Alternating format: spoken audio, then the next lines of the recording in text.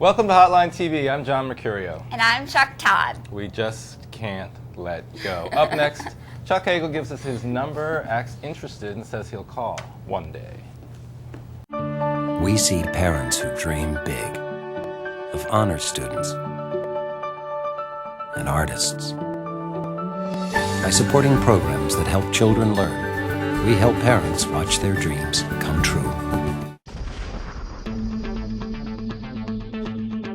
From the Watergate Building in Washington, this is Hotline TV. Now, here are Hotline editors Nora McAlvana, John Mercurio. Happy Tuesday, everyone. I'm John Mercurio. And I am, of course, not Chuck Todd. Sorry about that. Unfortunately, of course, you are not. You are Nora McAlvana. I can never pronounce your name right. How long have you worked here? And I still don't even really know who you are. Yeah, I don't know if I'm pronouncing it right. I got the Nora part right, though. Yeah.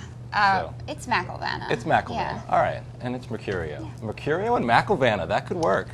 Well, let's see how it goes. In Omaha yesterday, Senator Chuck Hagel announced a decision to put off a decision on his future. Nora, is this procrastination or political calculation on the part of Chuck Hagel? Excellent question. Go with it. Run with it.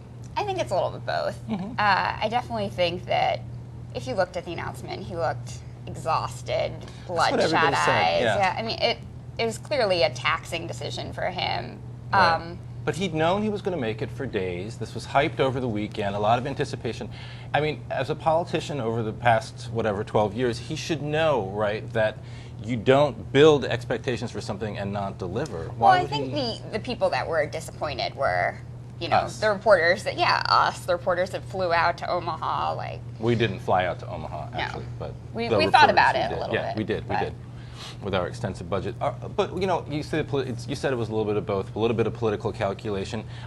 To some extent, both he and Fred Thompson, who also said over the weekend that he's thinking about maybe possibly running, are they looking at the fact that polls, this new New York Times CBS poll showing that a large part of the Republican electorate not really excited about the field as it exists right now, McCain, Romney, Giuliani in the top tier, are they looking at that and saying, let me just wait it out. Let me tell people that I'm in the mix, but that I might just want to hold off a couple of months for the potential of maybe a second option or a second top tier, consisting of Thompson or Hagel. Chuck Hagel is banking on that there'll be fatigue and that people will get sick of this. There's already a great deal of, people are tired of this Republican field. So he's definitely banking on that.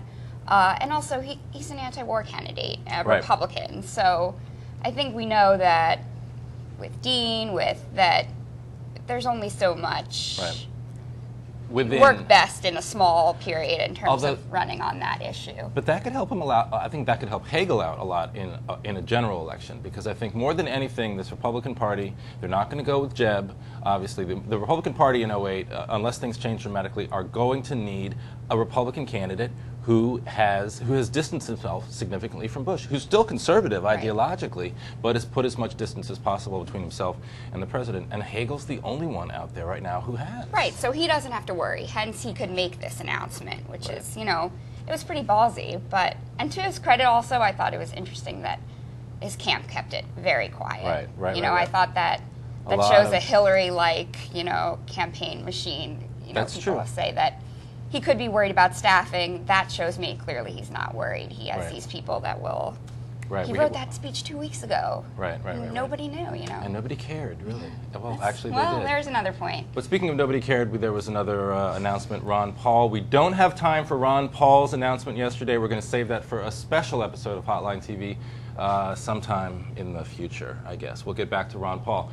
And that'll do it for today. Join us tomorrow when we'll make a widely anticipated decision about our future. Hey, it's cheaper than flying to Omaha. It is. Thanks so much for joining us. Nora McAlvana, whatever her name is.